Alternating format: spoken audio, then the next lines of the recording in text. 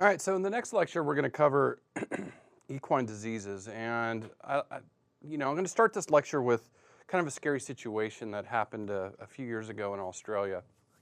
And for those that aren't aware, there was a major equine flu outbreak in the eastern portion of Australia that really caught my attention, especially as a researcher and somebody, an equine enthusiast, that it really, was kind of a scary situation.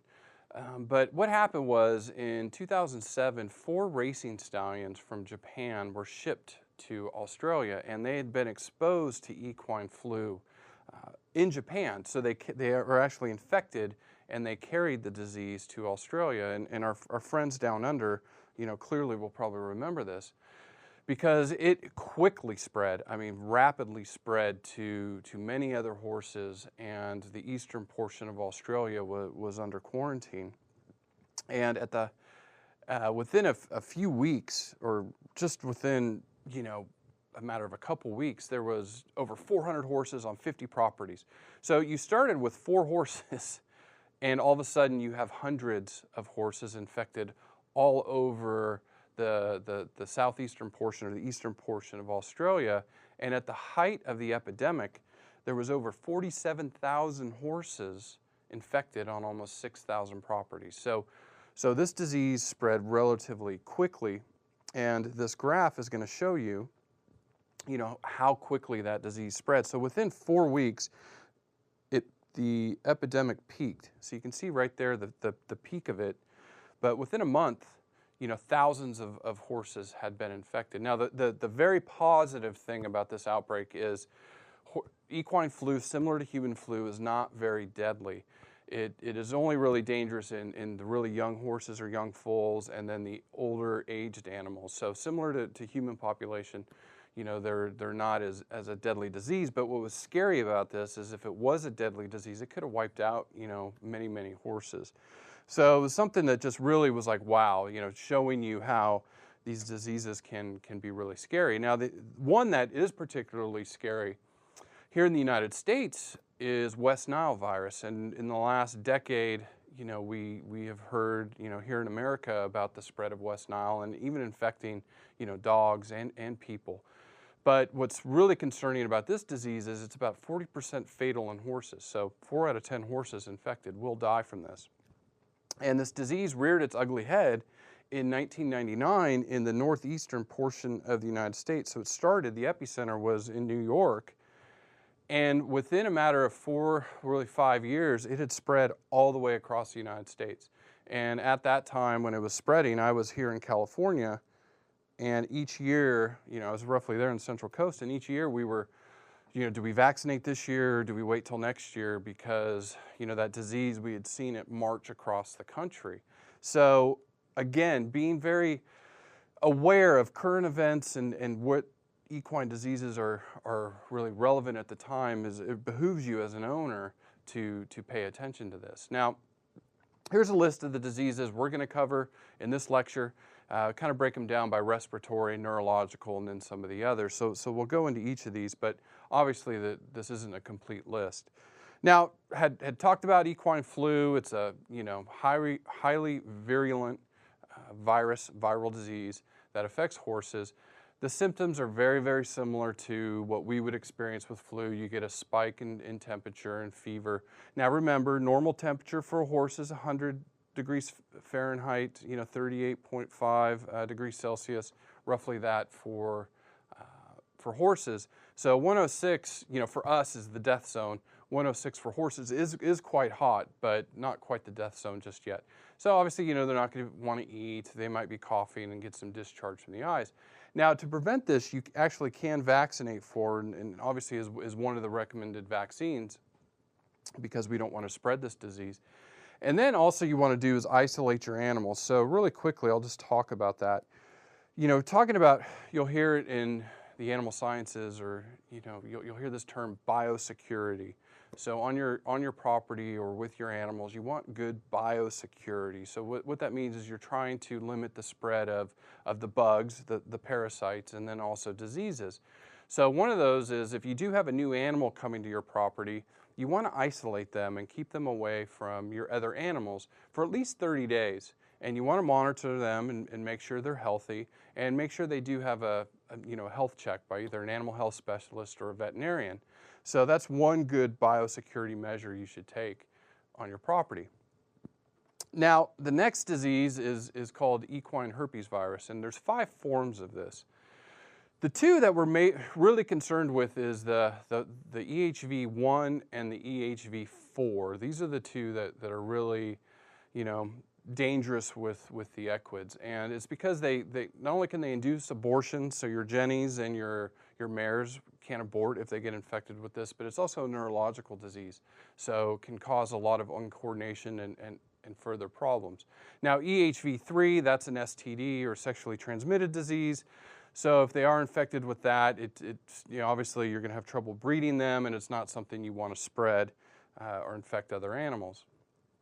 Now, EHV1 has been in the news a lot here in the United States lately because, we've had some major outbreaks in the country, and one of the more recent ones, and I know this was still a few years ago, but it's worth mentioning, was in 2006, 15 infected horses came to the United States from Germany, and they had spread out to different states. A lot of them came to Florida here, but they did go to other states for some competition and training. And so they infected other horses, and it was a major outbreak. It actually shut down a couple of our veterinary schools here in the United States that had infected horses. They were under quarantine for some time, and was kind of a concerning situation. Now, in my own backyard here in Central Florida, last summer we had an outbreak at a major horse show. It's called HITS here in the central part of the state. And there had been some show horses that came in, and they were infected, and it actually affected a lot of other horses and exposed them to the EHV1 virus. So this is a disease that affects horses around the world, and really it's these horses that travel, that go to shows or they go to the racetrack. These are the ones that are really at risk of contacting this disease. Obviously that's how it's spread. So, it's spread by horse-to-horse contact or contaminated equipment, hands. If you went up and touched a horse and then that was infected and then went and touched your own horse, you could potentially spread that disease. If these horses are using a common water source, say they have a big bucket of water or a big tub of water outside the show pen, and an infected horse goes and drinks out of it, and then your horse goes and drinks out of it, your horse could just was exposed to this disease. So we'll talk about some of the preventive measures to limit that.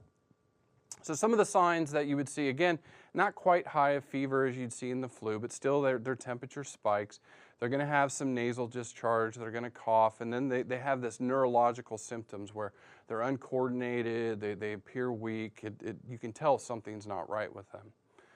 So vaccination, you can vaccinate for these diseases, and we commonly do, and then going back to traveling to horse shows and good biosecurity measures, we say practice good horsemanship or horsewomanship, where, not only do you clean your hands, clean your equipment, you don't allow your horse to drink from that common water source. They have their own bucket that only they drink out of.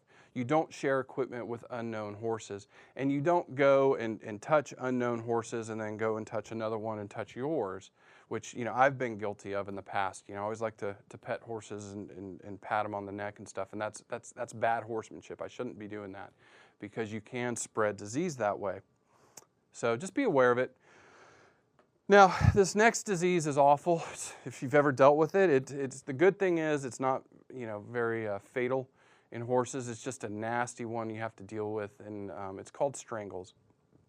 And it's a bacterial disease, and it's very, very contagious. And I've had one of the farms I've worked on, where we had a number of horses get infected off one horse. And so the clinical signs, again, you're going to see a spike in temperature. And really what you see with strangles are these swollen glands, especially around the neck or throat latch region. So that's where, this horse right here, this is all an infection. It's swollen. The body's fighting that bacteria. And you know, they'll have some discharge, and obviously they're going to be lethargic and depressed because this is not a fun thing for horses to have. So how do you prevent strangles? You can vaccinate for it. You want to practice good hygiene and then isolate new animals to your facility or infected animals. And the facility I was working on, it was a breeding farm, brought in a mare that had strangles, and she spread it to our entire farm because we had not, at that time, had good biosecurity measures. So it's really kind of a nasty, you know, you have to lance the swollen glands and drain them, and it's just not fun to deal with and not fun for the horse, obviously. Now, back to our last lecture, you know, we talked about external parasites, and you know, it's worthwhile here to mention, you know, these nasty mosquitoes. Ugh, can't stand them. And the spread of mosquitoes, you know, and I put this up here to show you that, yes, the climate's changing. The majority of climate scientists agree the Earth is warming up. We won't discuss, you know, how or why or anything like that. But what it does mean is as the environment changes, as it gets warmer over the next, you know, 50 years, mosquitoes are going to spread to a wider range of areas. So just be aware of that, because mosquitoes are just a terrible insect that carries lots of diseases. I wonder even why they're here, but they do serve some purpose in nature. I just don't know what. So talking about the next disease that's spread by mosquitoes is equine encephalomyelitis, or what we call sleeping sickness. Now, good old mosquitoes are the ones that transmit it, and this virus is carried by birds and also rodents, as you can see in this transmission cycle. So, you know, here's birds and here's rodents. Well, the mosquito comes, bites them, gets the virus, and then turns around and then will bite your horse, or even us, which is even worse. Okay. So when it does that, it spreads this virus, and that's how the transmission cycle, or what it looks like. Now, this is a disease that is neurological, so it attacks the nervous system, and what's really awful about these diseases is it has a high mortality rate. So horses tend to perish due to this disease. Now, here's 3 major strains of the encephalomyelitis, and there's a Western, a Venezuelan, and an Eastern. There are some other strains too. They're primarily isolated in North and South America, but today, you know, horses are transported around the world to compete, to breed for whatever reason. So there are some, you know, I've seen some papers where this disease has popped up in Europe with some horses and other parts of the world. So you have to be aware of it if you don't live in the Americas, outside our own region. So with this disease, obviously vaccination is one way to prevent it. You know, here's a horse afflicted with an encephalomyelitis. Some of the clinical signs are going to have a fever like the other diseases.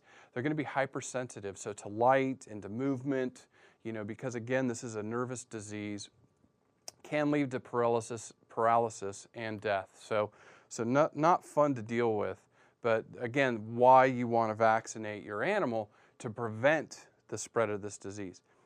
All right, so we've already talked about West Nile virus, and again, very similar to the other encephalomyelitis, this one's particularly spread by birds. So like I had said earlier, I was on the west coast of the United States, and we'd seen this disease march across the country, and birds were the ones that were spreading it. So the birds are infected, the mosquito bites the bird, then the bird in turn bites the horse or bites you. That's how people get it. Bites the dog. That's how dogs have gotten it. And again, that wonderful mosquito bug that is spreading this disease. So West Nile virus affects, you know, on almost every continent on Earth. So again, another neurological disease, so going to be very similar to the others. They're going to be depressed, lethargic. They're not going to want to eat. They'll have a fever. They're going to be weak. Can be some paralysis. But the good news is there are vaccines available. Check with your region of the world to see if they are available where you're at, and you should vaccinate for West Nile virus each year. Okay, so the next one is EPM, or this is a equine protozoal myoencephalitis. So again, a neurological disease and primarily carried by possums, but there are other reservoir animals you can see here, cats and skunks and otters. They can also carry this wonderful protozoa. So again, it's a disease that's worldwide, and typically these animals that are infected will defecate near food or in water of our horses, and then our horses come by and eat, and they get some of the feces in their feed with the protozoa, and that's how they ingest it. So not a fun bug. Now, again, it's neurological, so everything we've talked about to this point, it's going to be very similar. The lameness, the lethargy, they're going to be depressed, not going to want to eat, stuff like that. And can show a little bit of lameness too, where they're not walking well. So as far as preventive measures, check with your region of the world. There's, here in the United States, there's a new vaccine in development that's coming on the market. So that may be a possible one to give your horses, but you have to check with your veterinarian. Now, here's some easily preventable diseases, and one of the first ones is tetanus. And tetanus is associated with anything with like a rusty fence, rusty nails, any kind of rusty metal is where this originates. So, a horse or a donkey will come around, get a puncture wound, get some of this tetanus in them, and then they develop this disease. So this is a worldwide concern disease, and it has a really high mortality rate, 80%, but can be easily prevented with a vaccine. So some of the symptoms that you'll see is this sawhorse stance, and this is what you see with this animal right here, because their muscles are tightened up, and they get something also called lockjaw, where their jaw muscles lock in place, and they can't really open their mandibles, so they can't really chew or eat or anything. And stumbling, some of the things you'll see with this, but again, very easily prevented with an annual vaccine. Now, the next more easily prevented vaccine or disease is rabies, and here's a worldwide map of where rabies exists, and rabies is everywhere. Here in the Americas, even though it says it's low, it's still there in the environment. We still need to prevent its infection. But if you're in the areas of red, most definitely this is something you want to vaccinate your horses or donkeys against if you can, because this is a 100% fatal disease if they get it. And an infected animal will either bite or scratch an equid, and then that's how it's spread. So if your horse does come down with this or your equid comes down with this, it's 100% fatal. There's no way to bring them back from this. So it's going to be different clinical signs. Here's one that we always associate with our dogs, with the foamy mouth. But it's going to be similar to the other neurological diseases. The animal's going to be really depressed and lethargic and all those things. So you can prevent this with vaccination. Now the final one, I just kind of threw it up there on one big slide, is equine infectious anemia. And this is one that's we've been fighting, trying to eradicate, and it's pretty much eradicated in the United States, but there are horses that still come up with this. So this is a viral disease that attacks the immune system and pretty much, reduces that animal's immune system. So if you've ever traveled and you've had to get this thing called a Coggins test, that's what this is looking for, because it is highly virulent, it's easily transmitted. Now, the laws of requiring a Coggins test is going to be different for country and even in the United States by state by state. But anytime you travel with your animal, if you're going to travel, to shows or anywhere else, generally you're going to need some sort of Coggins test to prove that they're EIA negative. But if your horse or animal is positive for EIA, you definitely want to segregate them. You keep them away from other equids, and generally most people will euthanize the animal to prevent the spread of this disease.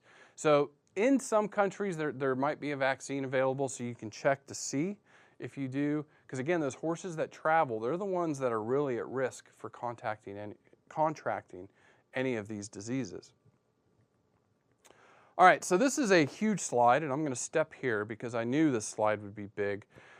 But I wanted to throw out some other diseases that are seen around the world. And obviously there's more than this, but these are some of the other big ones. And you can see where they're actually, what part of the region of the world that, they afflict.